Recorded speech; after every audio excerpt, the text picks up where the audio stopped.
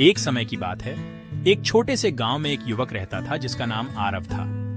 आरव बचपन से ही धार्मिक प्रवृत्ति का था और अपने माता पिता द्वारा सिखाए गए धर्म और आस्था के मार्ग पर चलता था। उसकी दिनचर्या में प्रतिदिन सुबह भगवान की पूजा और ध्यान करना शामिल था। एक दिन आरव के गांव में एक वृद्ध संत आए। संत ने गांव वालों को धर्म और आस्था के महत्व के बारे में बताया।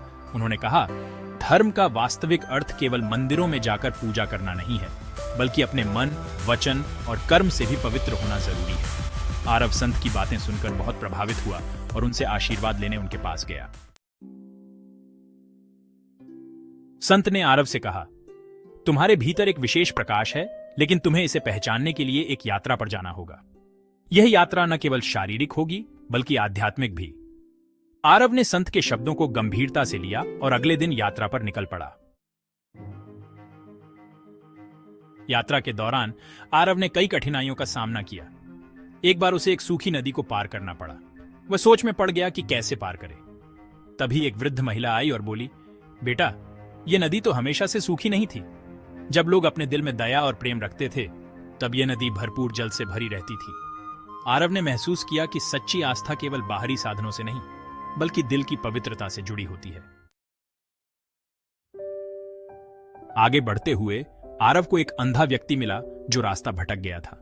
आरव ने बिना सोचे समझे उसकी मदद की और उसे उसके घर पहुंचा दिया।